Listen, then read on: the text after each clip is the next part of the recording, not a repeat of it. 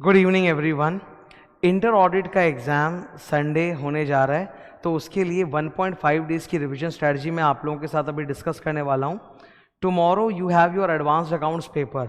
So advance accounts का paper ख़त्म करके जब आप अपने घर आओगे तो उसके बाद तुम्हारे सामने ये 1.5 दिन की रिवीजन स्ट्रेटजी पहले से तैयार है। इसको फॉलो करना, कॉपी नोट्स और मेरे बुक जो मैंने पढ़ाया है वो पूरा एकदम शिद्दत से पढ़ाई करना, बहुत अच्छा एग्ज़ाम जाएगा। सो स्ट्रैटेजी क्या होगी, लेट्स टॉक अबाउट दैट। हमारे पास 2 वॉल्यूम्स है बुक के ना, वॉल्यूम 1 वॉल्यूम 2। हमेशा वॉल्यूम 2 से स्टार्ट करना। कहाँ से स्टार्ट करेंगे सर? वॉल्यूम 2 से। वॉल्यूम 2 में आता है चैप्टर नंबर 9 to 13। ये बहुत स्कोरिंग है, एग्जाम्स में इससे अच्छा खासा वेटेज और इजी भी होते हैं, तो इससे अटैक करना। And then you move to volume 1। Volume 1 में पहले 8 चैप्टर्स हैं, चैप्टर 1 to 8, और इसी के अंदर 27 स्टैंडर्ड्स ऑन ऑडिटिंग भी है जो हमारे सिलेबस में। तो पहले वॉल्यूम 2 से स्टार्ट करेंगे हम लोग। ओके, गौर से सुनो प्लीज़, मैं हर चीज़ का तुमको रीज़न और जस्टिफिकेशन बताऊंगा। सबसे पहले स्टार्ट विथ वॉल्यूम 2। वॉल्यूम 2 में कौन सा चैप्टर पहले करना चाहिए सर? ईजी। एक ऐसा चैप्टर जो इजी भी हो, इंटरेस्टिंग भी हो, एग्जाम में श्योर शॉट आता हो और जिसको करने से मुझे कॉन्फिडेंस भी आए। तो वो पहला चैप्टर कौन सा? Chapter number 10 company audit. ये तुम्हारे लिए पढ़ना बहुत आसान है, बिकॉज ये चैप्टर लॉ के सिलेबस और ऑडिट के सिलेबस में कॉमन है। तो तुमने लॉ एग्जाम के लिए मोस्ट प्रॉब्ली रिवाइज तो कर ही लिया होगा, तो इसको जब तुम ऑडिट के लिए रिवाइज करोगे तो it will be very fast. तो ये स्टार्ट करोगे, एक रिदम आ जाएगा, एक मोमेंटम आ जाएगा। मोमेंटम ज़रूरी होता है। फिर चैप्टर 11 में जाना, ऑडिट रिपोर्ट और जो लेटेस्ट कारो है, कारो 2020, वो पढ़ना है। ऑडिट रिपोर्ट वाले चैप्टर के साथ साथ ही 5 स्टैंडर्ड्स हैं, वो खत्म कर लेना। ऑडिट रिपोर्ट चैप्टर उसी पे बेस्ड है।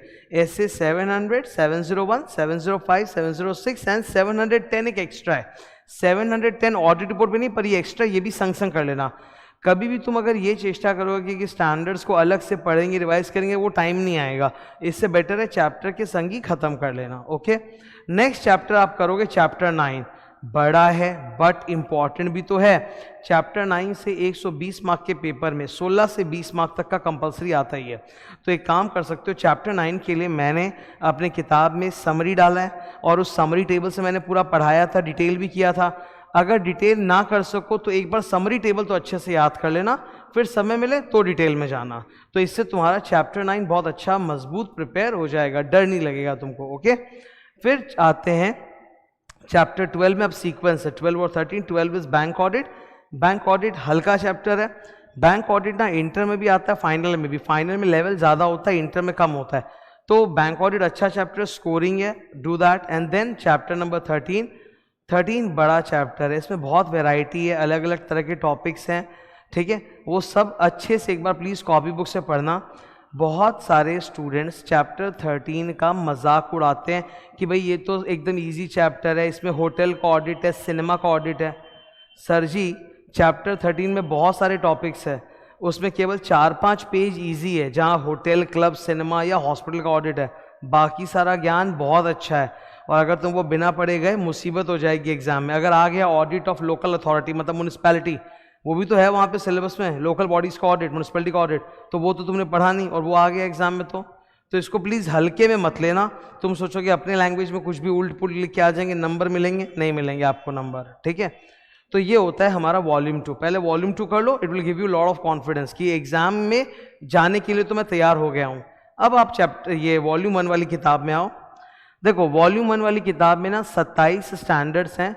बहुत सारे स्टैंडर्ड्स हैं जो चैप्टर के अंदर ही हम लोग पढ़ लेते हैं, और कुछ स्टैंडर्ड्स हैं जो अलग से हम पढ़ते हैं। 10 स्टैंडर्ड्स हैं जो अलग से पढ़ते हैं, तो उनको भी मैंने यहाँ चैप्टर के अंदर ही डाल दिया है कि उनको भी चैप्टर के संग संग पढ़ लेना, तो ईजी लगेगा। स्टार्ट किससे करेंगे? हमेशा चैप्टर 1 से। बहुत इजी हल्का फ्लेवर है, ऑडिट का पहला चैप्टर है, तो तुरंत इसको पढ़ते ही तुम कॉन्फिडेंट हो जाओगे और तुम वॉल्यूम 1 वाली किताब के रिदम में आ जाओगे। जब चैप्टर 1 पढ़ो ना, तो संग संग ये 6 स्टैंडर्ड्स पढ़ लेना। SQC 1, 200, 210, 220, ये तो चैप्टर 1 का हिस्सा है। इसके अलावा देखो मैंने लिखा है ना, ऑल्सो स्टैंडर्ड 250, 299, ये लास्ट में जो 10 स्टैंडर्ड अलग से करते हैं उसमें है, तो ये भी संग संग ही कर लेना इसके, ठीक है। स्टैंडर्ड को प्लीज़ अलग से छोड़ना मत कि बाद में रिवाइज करेंगे, मौका नहीं आएगा। चैप्टर के साथ करोगे बढ़िया से होगा, याद अच्छे से रहेगा। चैप्टर 2 करना, फिर उसके बाद ऑडिट स्ट्रैटेजी, प्लानिंग, प्रोग्रामिंग, ठीक है। Not a very big chapter, small chapter, decent chapter, important chapter, साथ में 2 स्टैंडर्ड से कर लेना। अब चैप्टर 3 में मत घुसना, चैप्टर 3 बहुत बड़ा है तो टाइम ज़्यादा लगेगा। पहले क्या होता है, छोटे छोटे चैप्टर करके कॉन्फिडेंस बिल्ड करो। तो तुम क्या करो, 1 कर लिया, 2 कर लिया, इसके बाद 7 और 8 उठा लो। 7 8 छोटे छोटे हैं, सो उसमें सिर्फ एक ही ऑडिट प्रोसीजर के बारे में लंबा डिस्कशन है। 7 इज सैम्पलिंग और फिर 8 है एनालिटिकल प्रोसीजर या डेटा एनालिसिस बोलते हैं इसको अपने, ठीक है। Then you go to the big chapter, ये 3 नंबर बहुत बड़ा चैप्टर है।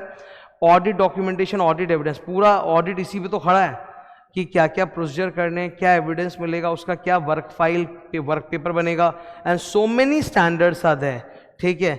ये वाले स्टैंडर्ड्स जो हैं ऑलमोस्ट यहाँ से लेके 501 से 580 ये अलग से करते हैं हम लोग स्टैंडर्ड्स में, पर इसको संग में इसके कर लेना अच्छा रहेगा। फ्लेवर एक जैसा है तो तुम्हारे लिए समझना और रिवाइज करना फास्ट हो जाएगा, टाइम बचेगा। और एग्जाम में तो 1.5 दिन में हम टाइम का जितना ऑप्टिमम यूज कर सकें उतना अच्छा है हमारे लिए। Then you go to sir chapter 4 थोड़ा ना हैवी लेवल होता है, रिस्क असेसमेंट, रैप सैप, इंटरनल कंट्रोल पे। तो यहाँ तक जब तुम कर लोगे चैप्टर 3 तक तुम्हारा कॉन्फिडेंस एकदम रॉकेट हो जाएगा। अब तुमको ये हार्ड नहीं लगेगा, तो you can do that now. Then chapter 6 automated environment, it is like information technology audit. आजकल तो ई कॉमर्स है, तो ई कॉमर्स में तो ऑडिट सिस्टम्स के अंदर करना है, वही है।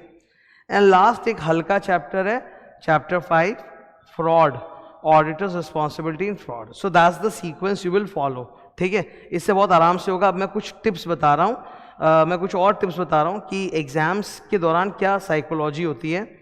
जैसे जब आप एग्जाम देके घर आओगे कल अकाउंट्स का, तो कल आप बहुत थके हुए रहोगे बिकॉज आज की पूरी रात जागोगे, कल एग्जाम है।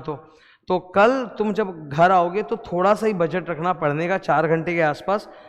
तुम कोई ऐसा टॉपिक उठाओगे which is easy and important, जैसे company audit, audit report, CARO, ये कर लेना, ठीक है। इसके बाद अगले दिन सबसे इंपॉर्टेंट होता है, जो पूरा फुल ब्लैंक डे मिलता है ना, Saturday, that is very crucial. इस दिन हम लोग को 18 घंटे पढ़ने पड़ते हैं, तो 2-2 घंटे का 9 स्लॉट बना लो और हर 2 घंटे में एक दो बड़े बड़े चैप्टर अटैक करते जाओ। एक अच्छा प्लान बना लो तो अच्छा रहेगा। सैटरडे सबसे डेंजरस होता है बिकॉज सैटरडे को 2 बजे दोपहर को तुमको पैनिक आ जाएगा। Sunday is your exam and Saturday exactly मैं बता रहा हूँ, सैटरडे आफ्टरनून में जो है ना पैनिक आना चालू हो जाता है, हाय राम कल एग्जाम में मैं कॉन्फिडेंट नहीं हूँ। तो अगर तुम सैटरडे सुबह से ही लगे हुए हो, मेहनत कर रहे हो, सही तरह से जा रहे हो, चैप्टर खत्म करते जा रहे हो, तो पैनिक नहीं आएगा, तब तुम अच्छे से काम कर पाओगे। And last, sleep. संडे को आपका ऑडिट का एग्जाम होगा, तो सैटरडे रात को ना एक बार एक थोड़ी स्लीप अच्छी ले लेनी बेटर रहती है। थ्योरी पेपर है तो तुम्हारा माइंड जितना शार्प रहेगा तुम उतना अच्छा सेंटेंस स्ट्रक्चर बना सकते हो, तुम्हारी लैंग्वेज बहुत अच्छी रहेगी। इन सब चीज़ों से नंबर में फ़र्क तो पड़ते हैं, ठीक है। ये 2 पेजेस का जो स्ट्रैटेजी मैंने अभी डिस्कस किया है, इसका नोट्स का लिंक गूगल ड्राइव पे डाला हुआ है, नीचे वीडियो के डिस्क्रिप्शन में मिल जाएगा या कमेंट में मिल जाएगा, ओके। सो ये 1.5 दिन की ऑडिट की रिवीजन स्ट्रैटेजी है, मैंने आज ही आप लोगों को कम्युनिकेट कर दिया। You know that you have it. So कल आप अकाउंट्स के लिए बेस्ट ऑफ लक, अकाउंट्स का एग्जाम दो, एडवांस अकाउंट्स का, और आकर स्ट्रैटेजी के बताए अनुसार पूरा प्लान बना के एकदम फोकस्ड कॉन्सेंट्रेशन के साथ प्रिपेयर करना, ठीक है। Thank you.